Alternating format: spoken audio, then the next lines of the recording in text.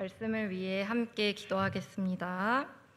하나님 아버지, 귀하고 복된 주일 이 자리에 나와 하나님을 예배하게 해주심에 감사드립니다. 이 시간 하나님을 예배하는 모든 분들과 함께 해주셔서 하나님을 만나는 귀한 시간 되게 하시고 말씀을 들을 때 하나님 아버지의 마음을 알아가는 시간 되게 하소서. 또한 말씀 전하는 저부터 먼저 삶으로 살아내는 믿음과 지혜 허락해 주소서. 우리를 하나로 부르시는 예수님의 이름으로 기도드립니다. 아멘. 네. 저는 설교 시간에 퀴즈 내는 것을 좋아하는데요. 네, 요하부에서도 항상 퀴즈를 내곤 하는데 앞에 화면을 한번 띄워주시면 감사하겠습니다. 화면에서 보이는 그림이 혹시 누구의 그림인지 알고 계십니까? 사실 모르는 게 당연합니다. 제가 2년 전 미술대학교를 다니면서 졸업 작품으로 그렸던 그림입니다. 자랑하려고 보여드린 것은 아니고 제가 오늘 본문에 나오는 에베소서 2장 22절을 생각하며 그렸던 작품이라서 한번 소개해드렸습니다. 이 그림의 제목은 오늘 본문 중 뒷부분인 에베소서 2장 22절입니다. 너희도 성령 안에서 하나님이 거하실 처소가 되기 위하여 그리스도 예수 안에서 함께 지어져 가느니라. 아멘. 본문 말씀에서 바울은 우리를 함께 지어져 가는 처소라고 기록하고 있습니다. 처소는 성경에서 주로 하나님이 거하시는 곳 아니면 사람이 거하는 곳이라는 의미로 사용됩니다. 하나님이 거하는 곳은 어떤 건축물을 의미하는 걸까요? 아니면 어떤 장소를 의미하는 걸까요? 본문을 통해 알 수 있는 사실은 바로 너희, 즉 우리가 바로 그 처소라는 사실입니다. 이 말씀을 읽고 저는 교회란 무엇인지 생각하게 되었습니다. 이 말씀을 만나기 전까지 저는 교회란 그저 하나님을 믿는 사람들이 예배를 드리는 장소라는 개념으로만 생각했습니다. 하지만 그 공동체가 어떤 의미인지까지는 깊이 느끼지 못했습니다. 여러분은 교회 다니면서 이 함께 지어져 간다라는 것을 느껴보신 적 있으십니까? 느껴보신 분도 있고 아직 느껴보시지 못한 분도 있을 것입니다. 이 시간 말씀을 통해서 함께 지어져 가는 공동체인 교회에 대해 마음으로 느끼는 시간이 되기를 원합니다. 잠시 저의 이야기를 드리자면 저는 신앙의 1세대인데요. 그래서 가정에서 혼자 신앙생활을 해왔습니다. 최근엔 감사하게도 언니가 교회를 다니기 시작했지만 전도사가 되기 이전까지 청년의 시기, 청소년의 시기까지는 혼자서 신앙생활을 하다 보니 서러울 때가 종종 있었습니다. 청소년에서 청년까지의 시기에는 특히 이런 질문을 많이 받았습니다. 너는 누구 권사님 자녀지? 청년 혹시 누구 장로님 딸이야? 이런 질문을 많이 받았습니다. 이런 질문을 받을 때면 저는 그렇게 서러웠습니다. 제가 실제로 누구 장로님의 딸이었다면 혹은 권사님, 집사님 자녀였다면 대답할 수 있었을 텐데 하며 부럽기도 하고 서럽기도 했습니다. 그러던 어느 날은 이런 상황 속에서 같은 질문을 받았을 때 한 분이 기꺼이 수진이 내 딸이야 라고 대신 말해주신 집사님이 있었습니다. 그리고 그 집사님의 말을 듣고 저는 큰 감동을 받은과 동시에 무의식 중에 잊고 있었던 분들이 떠올랐습니다. 신앙적 고민을 깊이 들어주던 교회 언니, 세족식 시간에 저의 발을 친절하게 닦아주시던 선생님들, 잔소리를 하면서까지 인생의 어려움을 함께 들어주고 헤쳐나갈 수 있도록 도와주던 목회자분들과 또 리더 언니 오빠들이 떠올랐습니다. 교회에 저의 실제 어머니, 아버지, 언니는 다니지 않았지만 기꺼이 어머니, 아버지, 언니가 되어주는 분들이 있었던 것입니다. 이런 분들이 모여서 함께 한 처소로 지어지는 것이 바로 교회의 공동체라는 것을 저는 더 이상 개념이 아니라 마음으로 깊이 깨닫게 되었습니다. 이 상황 속에서 저는 한 본문이 다르게 읽히기 시작했습니다. 마태복음 12장 48절에 보면 예수님께서 이렇게 말씀하시는 부분이 나옵니다. 누가 내 어머니이며 내 동생들이냐 하시고, 또 50절에 이어서 누구든지 하늘에 계신 내 아버지의 뜻대로 하는 자가 내 형제요 자매요 어머니이니라 하시더라. 아멘. 네, 저는 이 본문을 읽을 때마다 예수님이 아무리 그래도 가족들 앞에서 이렇게까지 말씀하시는 것이 이해되지가 않고 냉정하다고 느껴지기까지 했는데요. 하지만 이는 실제 가족이 더 이상 가족이 되지 않는 것이 아니라 하나님의 뜻대로 행하는 공동체 안에서는 누구든지 형제, 자매, 또 어머니가 되어줄 수 있다는 건 아닐까 하고 생각하게 되었습니다. 그리고 이것이 바로 오늘 본문에서 말하는 함께 지어져가는 처소인 교회라는 것을 깨닫게 되었습니다. 그렇다면 오늘 본문에서 바울이 편지했던 에베소 교회는 어땠을까요? 에베소서의 수신처인 에베소 교회는 이방 지역에 속하는 에베소라는 지역에 있습니다. 하지만 이곳에 이방인들만 속해 있었던 것은 아니고 이방인과 유대인이 함께 섞여 있는 공동체였습니다. 이는 사도행전이나 다른 서신서들을 통해 알 수 있습니다. 이렇게 이방인과 유대인이 섞여 있었던 에베소 공동체는 과연 하나님 안에서 어떻게 함께 지어져가는 처소가 되었을까요? 이에 대한 답을 바울은 이렇게 말하고 있습니다. 에베소서 2장 13절에 이제는 전에 멀리 있던 너희가 그리스도 예수 안에서 그리스도의 피로 가까워졌느니라. 본문의 앞부분을 살펴보면 당시 에베소 교회에 섞여 있던 유대인과 이방인들은 당시 사이가 좋지 않았다는 것을 쉽게 알 수 있습니다. 11절 12절에 보시면 그러므로 생각하라 너희는 그때 육체로는 이방인이요 손으로 육체에 행한 할례를 받은 무리라 칭하는 자들로부터 할례를 받지 않은 무리라 칭함을 받는 자들이라. 그때 너희는 그리스도 밖에 있었고 이스라엘 나라 밖의 사람이라. 약속의 언약들에 대하여는 외인이요 세상에서 소망이 없고 하나님도 없는 자이더니. 방금 읽어드린 본문에서 그리스도 밖에 있고 또 이스라엘 나라 밖의 사람이라는 말을 통해 이방인에 대한 이야기를 하고 있다는 것을 우리는 알 수 있습니다. 유대인들은 그들이 지키는 율법과 할례 등을 이방인들이 지키지 않았다는 이유만으로도 부정하다고 생각했습니다. 사도행전 10장에서 베드로가 환상을 보는 장면을 통해서도 이 사실을 알 수 있는데요.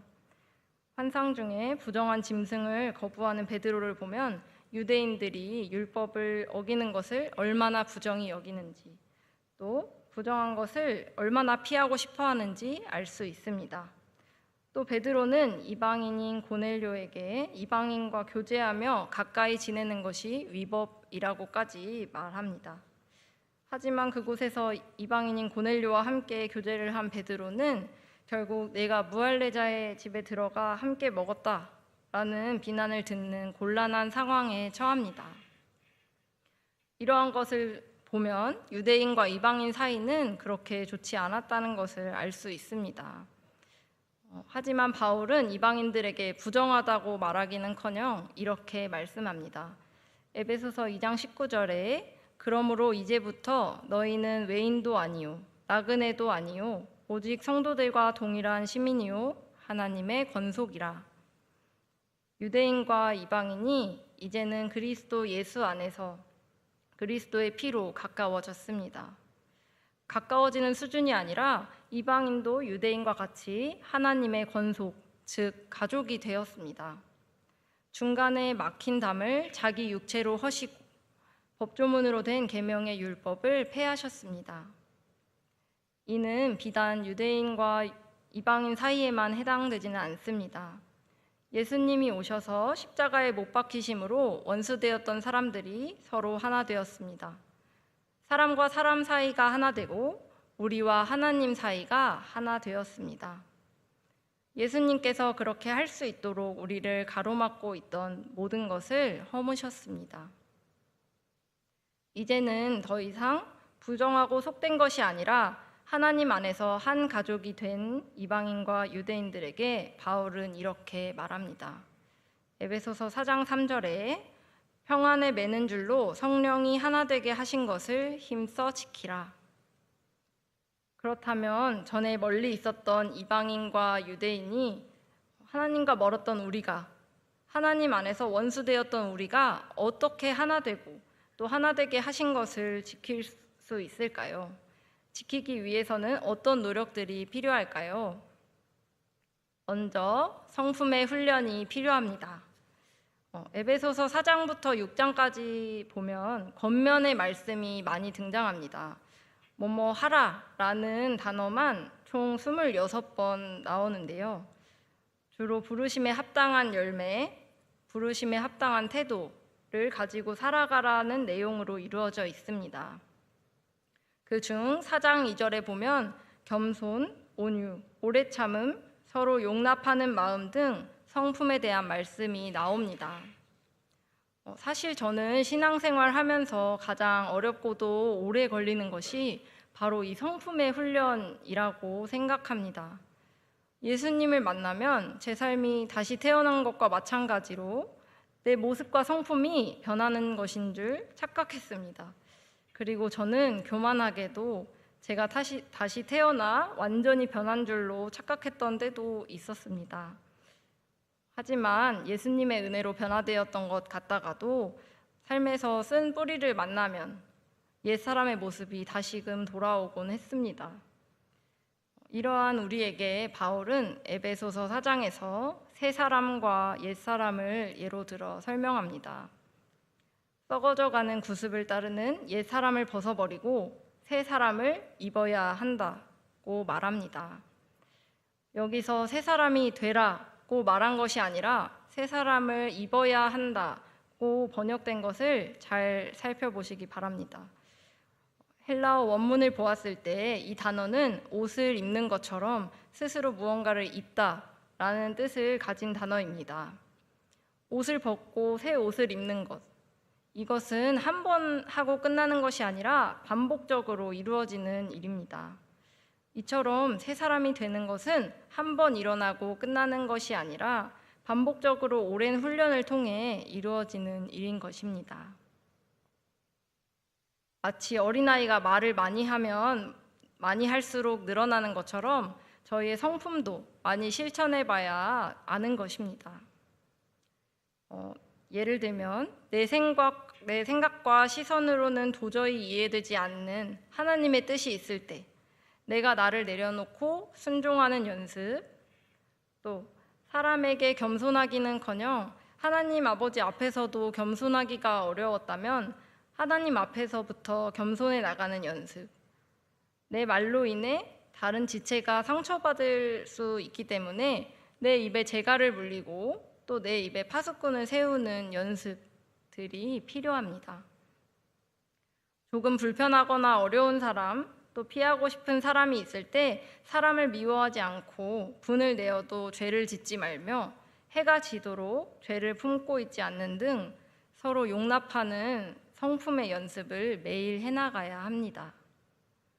이런 성품 훈련에 대해 에베소서는 각자가 처한 삶의 자리에서 할 수 있는 연습들을 제시합니다.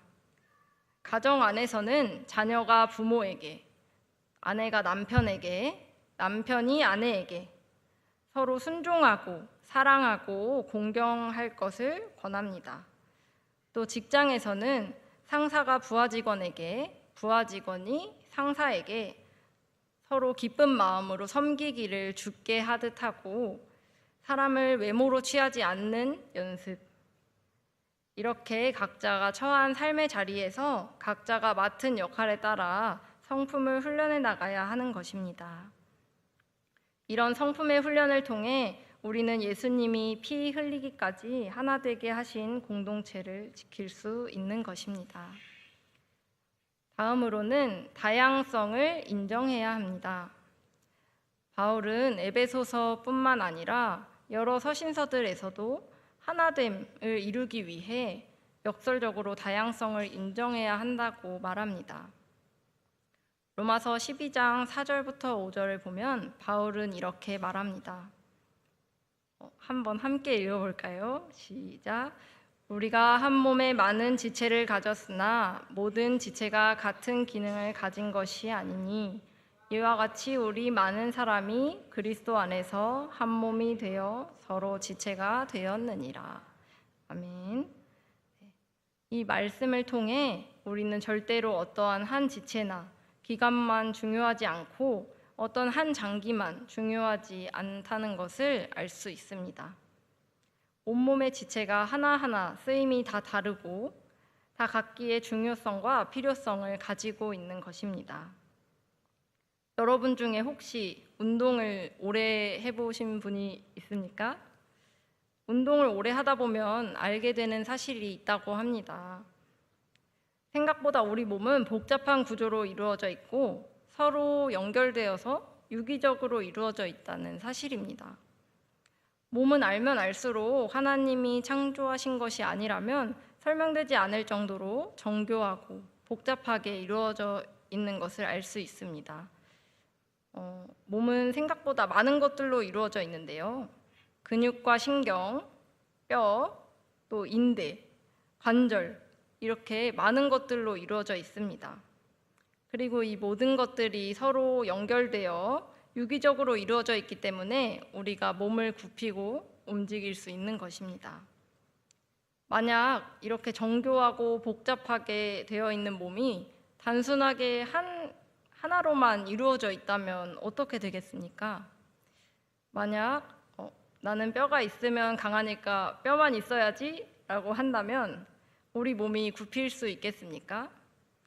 아마 몸을 굽힐 때마다 뼈가 서로 부딪히는 고통을 감내해야 할 것입니다. 관절만 있으면 유연하니까 좋겠지? 라고 생각하고 관절만 있다면 우리는 지금처럼 이렇게 앉아 있을 수도 없을 것입니다. 이렇듯 우리 몸에는 각자 역할을 하고 있는 여러 가지 지체가 있고 또 그 지체들이 있기 때문에 살아갈 수 있습니다. 더 정확하게 말씀드리자면 다양한 지체들이 있기 때문에 더 생명력이 있습니다. 이렇듯 우리 몸을 빗대어 말씀드렸지만 우리의 교회 공동체도 마찬가지입니다. 에베소서 4장 11절에 따르면 어떤 사람은 사도로, 어떤 사람은 선지자로, 어떤 사람은 복음 전하는 자로, 어떤 사람은 목사와 교사로 삼았다는 구절이 나옵니다. 교회에서도 각자 섬길 수 있는 부분이 다 다르고 각자 성령님에게 받은 은사가 다 다르기 때문에 오히려 더 생명력이 있는 공동체가 될 수 있는 것입니다. 우리는 서로 같은 사역, 같은 섬김만 감당할 것이 아니라 각자 다른 은사를 가진 사람들이 서로 도움을 받고 각 지체의 분량대로 섬길 수 있도록 다양성을 인정해 주어야 합니다. 이렇게 서로의 다양성을 존중하면 온전한 한 몸인 교회가 될 수 있는 걸까요? 마지막으로 우리에게 필요한 것은 사랑입니다. 앞서 우리는 성품을 훈련하고 각자 다양한 지체의 역할을 인정해 주어야 한다고 했습니다. 그러나 성품을 훈련해도 또 다양한 지체의 역할을 인정해 주어도 그 안에 사랑이 없다면 하나 되긴 어려울 것입니다. 고린도전서 12장의 여러 가지 지체의 역할과 받은 은사들이 다름을 이야기하면서 마지막에 이런 말이 나옵니다. 31절 이것도 함께 읽어볼까요? 시작. 너희는 더욱 큰 은사를 사모하라. 내가 또한 가장 좋은 길을 너희에게 보이리라. 아멘.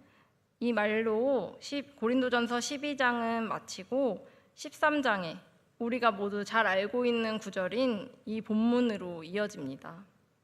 내가 사람의 방언과 천사의 말을 할지라도 사랑이 없으면 소리나는 구리와 울리는 꽹과리가 되고 모든 믿음이 있을지라도 사랑이 없으면 내가 아무것도 아니요 내 몸을 불사르게 내줄지라도 사랑이 없으면 내게 아무 유익이 없느니라. 방금 읽어드린 본문은 흔히 사랑장이라고 불리는 고린도전서 13장입니다. 우리가 사모해야 할 더욱 큰 은사이자 가장 좋은 길이 바로 이 사랑인 것입니다. 우리는 성품의 훈련과 다양성을 인정하는 것, 그 위에 바로 이 사랑이라는 열매를 맺어야 합니다. 우리는 사랑으로 하나 되어야 하며 사랑이라는 은사를 늘 사모해야 합니다. 사랑이 우리를 하나로 매는 튼튼하고 진정한 매듭이 되어줄 수 있기 때문입니다. 앞서 말씀드린 세 가지를 이룬다면 우리는 진정한 하나의 공동체, 하나의 처소에 가까워질 수 있을 것입니다. 진정한 하나님이 거하실 하나의 처소가 되는 것이 아니라 그저 가까워진다고 말씀드린 이유는 사실 한 가지 사실이 더 남았기 때문인데요. 바로 가장 중요한 사실이 남아있기 때문입니다. 에베소서 2장 20절의 말씀입니다. 너희는 사도들과 선지자들의 터 위에 세우심을 입은 자라. 그리스도 예수께서 친히 모퉁이 돌이 되셨느니라. 아멘. 그것은 바로 하나님이 거하실 처소된 우리의 모퉁이 돌은 예수 그리스도라는 사실입니다. 우리 안에 예수 그리스도가 계시지 않는다면 우리가 연결되고 결합된들 각 지체의 분량대로 자란들 견고한 처소가 될 수는 없습니다. 앞서 말씀드린 세 가지 내용, 성품의 훈련, 다양성의 인정, 그리고 사랑, 여기에 우리는 한 문구를 추가해야 합니다. 그것은 바로 예수님 안에서입니다. 예수님 안에서 성품을 훈련하고 예수님 안에서 다양성을 인정하고 예수님 안에서 사랑할 때 우리는 온전한 하나님이 거하실 처소가 될 수 있습니다. 만약 예수님 안에서 하지 않고 그저 사람의 노력으로 성품을 훈련한다면 성품은 지속적이지 않고 이례적일 수밖에 없습니다. 또 다양성을 만약 그저 인정만 한다면 공동체는 하나 되기 이전에 혼란이 일어날 수도 있습니다. 또 아무리 사랑한다고 해도 사람의 마음으로 사랑한다면 그것은 다른 지체에게 상처를 줄 수도 있고 다른 문제를 야기할 수도 있습니다. 우리가 진정한 하나됨을 이루기 위해서는 오히려 가장 작은 단위라고 생각하실 수도 있겠지만 바로 나 자신이 먼저 예수님과 하나가 되어야 합니다. 우리 안에 예수 그리스도가 계셔야 합니다. 예수님은 지체된 우리의 머리가 되십니다. 머리가 없으면 다른 지체들이 하나 될 수 없는 것처럼 우리가 하나님과 예수님과 하나 되지 않고는 다른 지체들과 연합할 수 있는 능력도 힘도 없습니다. 이는 에베소서 4장 15절, 16절을 통해 알 수 있습니다. 오직 사랑 안에서 참된 것을 하여 범사에 그에게까지 자랄지라. 그는 머리니 곧 그리스도라.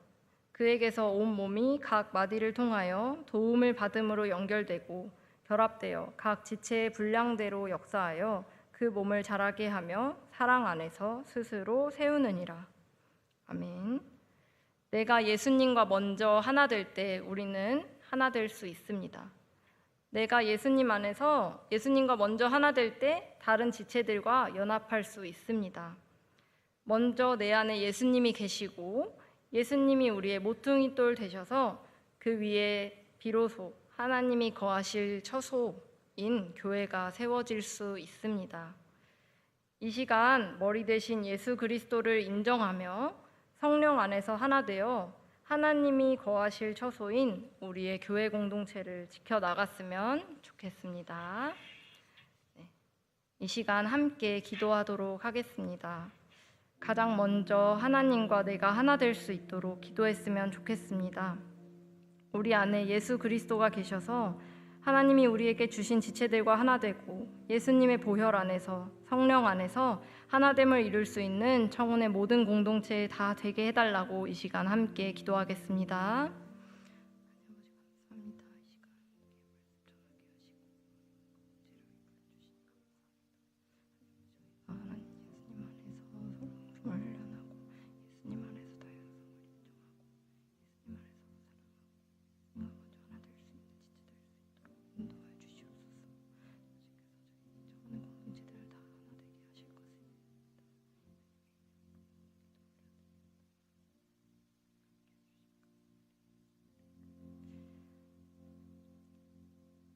기도하겠습니다.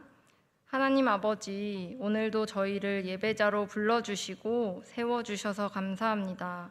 청운의 공동체 모두가 하나님 안에서 하나 되기를 원합니다.